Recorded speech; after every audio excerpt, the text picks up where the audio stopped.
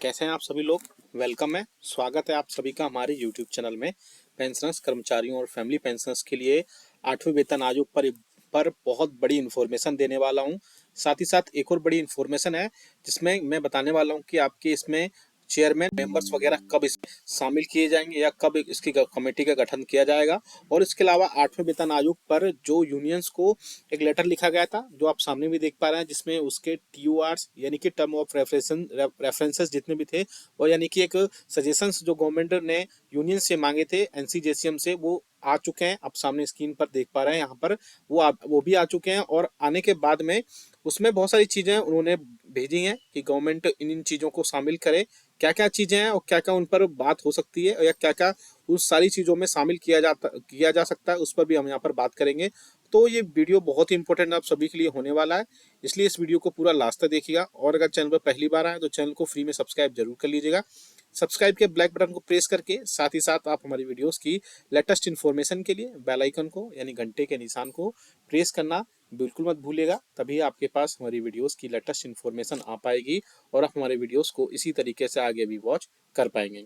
इसके अलावा आप हमारे चैनल पर बहुत सारे पेंशनर्स ऐसे हैं जो हमसे डायरेक्टली जुड़ना चाहते हैं या हमसे बात करना चाहते हैं। उनके लिए आप हमसे ज्वाइन कर सकते हैं, आप हमें ज्वाइन कर सकते हैं। आप सामने स्क्रीन पर भी देख पा रहे हैं कितने लोगों ने हमें ज्वाइन कर रखा है, उनकी सारी प्रॉब्लम्स हमने दूर की हैं, सॉल्यूशन किया है।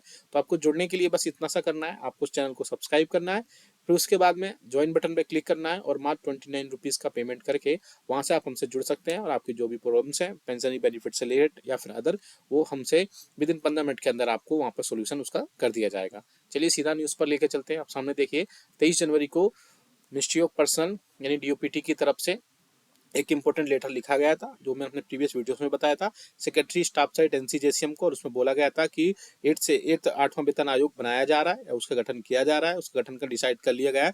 और उसके जो भी TORs होंगे इन टर्म्स ऑफ रेफरेंसेस होंगे वो अब फाइनलाइज किए जाने हैं। तो उसी के चलते स्टाफ साइट को उन्होंने बोला था कि आप जितनी जल्दी हो सके वो सारी चीज़ें हमें प्रोवाइड कराएं या सजेशंस दें। अब उनके सजेशंस आ चुके हैं, आप सामने स्क्रीन पर देख पा रहे हैं।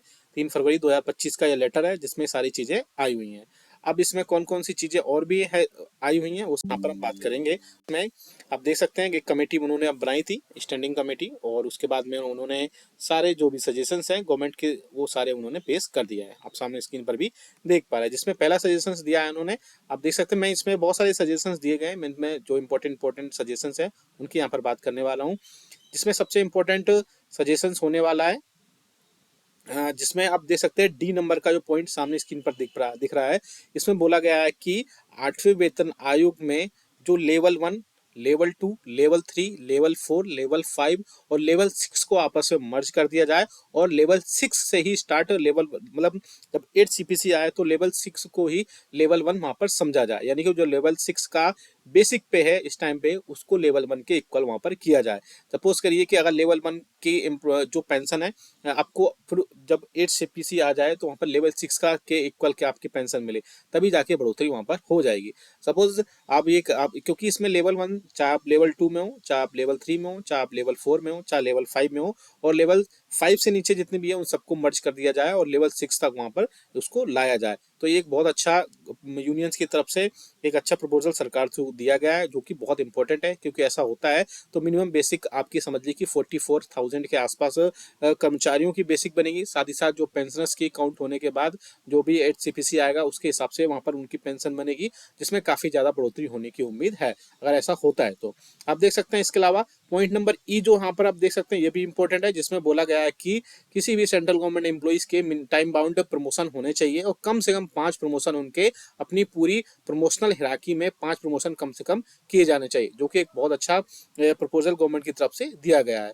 इसके अलावा इसमें आप देख सकते हैं DA मर्जर को भी लेकर की बात की गई है। इसमें आप देख सकते हैं पॉइंट नंबर G में, to determine the percentage of DS allowances DNS leave immediately to be merge with pension, यानी कि जो पे ऑन पेंशन में जो DNS अलाउंसेस है उसको वहां पर मर्ज करने के लिए प्रपोजल भेजा गया है। अगर इसको इसमें मर्ज कर लिया जाता है तब ऐसे में भी काफी ज्यादा कर्मचारियों और पेंशन की बेसिक पेंशन जो है या बेसिक सैलरी है उसमें ज्यादा बढ़ोतरी हो सकती है। सपोज किसी की अगर बेसिक सैलरी जो है 20,000 रुपए और उसका इस टाइम पे हम 50% या 53% के हिसाब से हम लेकर चले तो 10,000 रुपए उसमें अगर उसका DA और DAR उसमें मर्ज होता है तो 30,000 से उसकी बेसिक अब स्टार्ट होगी, उसके हिसाब से यहाँ पर उसकी बात की जा रही है। तो अगर उसमें DA और DAR मर्ज होना है तो बहुत अच्छी चीज़ है। आप हमें कमेंट करके बताइएगा कि आप कि क्या नेक्स्ट पे कमीशन में DA DAR को उसमें मर्ज किया जाना चाहिए या नहीं किया जाना चाहिए। नेक्स्ट है यहाँ पर कि 7वें वेतन आयोग में जो भी बहुत सारे एनोमलीज थी वो सभी JCM की मीटिंग में वहां पर या इससे पहले JCM मीटिंग में स्टाफ साइड की तरफ से जो एनोमलीज रेस की गई थी उन सबको वहां पर सेटल किया जाए। बहुत सारी 7वें वेतन आयोग के अकॉर्डिंग जो एनोमलीज थी उनको वहां पर जो है सब खत्म किया जाए और सारी चीजों को वहां पर सेटल किया जाए। अब पॉइंट नंबर आई दे सकते हैं, इसमें भी बहुत इंपॉर्टेंट है, जिसमें बोला गया है ग्रेच्युटी को कम्पिटिशन को लेकर के। जी हाँ दोस्तों, आप सामने देख सकते हैं, to work out the improvements needed to the existing retirement benefit like pension, death cum retirement gratuity, family pension, restoration of commuted portion of pension after 12 years, implementation of parliamentary standing committee recommendations for announcement of pension after every 5 years, parity amongst past future pensioners. तो जिसमें आप सभी को पता है कि आपके जो कम्यूटेशन की रिकवरी होती है वो काफ़ी ज़्यादा समय के लिए होती है, उसको कम से कम 12 साल तक किया जाए, या फिर आने वाले समय में जब 8 CPC आएगा तो उसमें इस पर ज़रूर बात की जाएगी, क्योंकि बहुत सारे इस पे लेवल पर यूनियंस ने और अलग अलग जो एसोसिएशंस थे, इवन इंडिविजुअल पेंशनर्स और कर्मचारियों ने भी इसमें सरकार को लेटर लिखे थे, जिसमें इसमें पेंशन का जो कम्यूटेशन है उसको 12 साल तक किए जाने की बात की गई थी। तो इसका हो सकता है आगे आने वाले दिनों में इसका पूरा ध्यान वहां पर रखा जाए। आगे हम बात करते हैं, इसके अलावा आप देख सकते हैं इसमें बहुत सारी चीज़ों पर और भी बात की गई है। इसमें फिक्स्ड मेडिकल अलाउंसेस है, CGHS से रिलेटेड मैटर्स हैं कि पेंशनर्स को वहाँ पर कैशलेस या hassle free medical facilities employees और पेंशनर्स को प्रोवाइड की जाएंगी, जिसमें पोस्टल पेंशनर्स भी शामिल होंगे। तो ये सब चीज़ों पर भी वहाँ पर बात की जा रही है। इसके अलावा children education allowances, hostel subsidy, उन पर भी जो पेंशन जो कर्मचारियों के चिल्ड्रंस हैं उनको पोस्ट ग्रेजुएशन यानी PG लेवल तक उनको रिकमेंड किया जाए, उस पर भी यहाँ पर बात की जाएगी। और इसके अलावा और भी कई सारी चीज़ें होंगी जिसमें यहाँ पर सारी चीज़ों पर बात की जाएगी, जिसमें मैंने बता दिया कि आपको CGHS से रिलेटेड या फिक्स मेडिकल अलाउंसेस रिलेटेड भी यहाँ पर चीज़ें बात की जाएगी। इसके अलावा और भी कई सारे इसमें रिस्क एंड हार्डशिप अलाउंसेस है, उसमें रेलवे एम्प्लॉइज के लिए बात की गई है। और इसके अलावा यहाँ पर आप देख सकते हैं सिविलियन के लिए रिस्क हजार्डस कंडीशन में अगर कोई एम्प्लॉय काम करता है, डिफेंस सिविलियन एम्प्लॉइज, तो उनके लिए अलग से जितने भी अलाउंसेस है उन सबकी यहाँ पर बात की गई है। तो बहुत डिटेल में यहाँ पर सजेशंस गवर्नमेंट को प्रोवाइड कराए गए हैं, जिसमें आगे आने वाले दिनों में देखना बहुत इंपॉर्टेंट होगा कि कौन कौन से इसमें सजेशंस जो हैं गवर्नमेंट के यूनियंस के वो वहाँ पर टर्म्स ऑफ रेफरेंसेस के तौर पर लिए जाते हैं और पेंशनर्स को वहाँ पर राहत दी जाती है।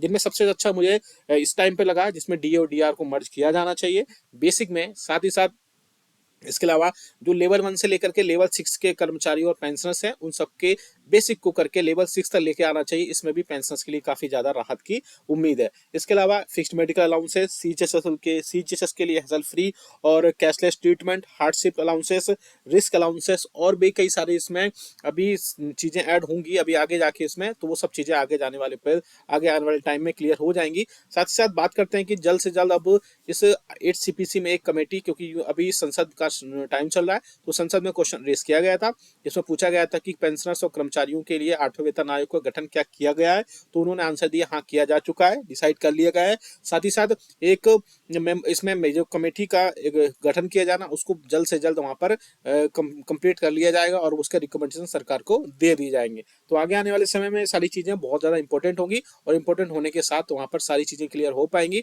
तभी यहाँ पर 8वें वेतन आयोग का गठन पॉसिबल हो पाएगा। आपके भी क्या सजेशंस है आपको हमें कमेंट बॉक्स में जरूर बताएगा। ये वीडियो अच्छा लगा तो लाइक तो जरूर करिएगा, इसको शेयर भी करिएगा और आप हमसे ज्वाइन करके वहां पर हमसे जुड़ भी सकते हैं। आपकी जो भी प्रॉब्लम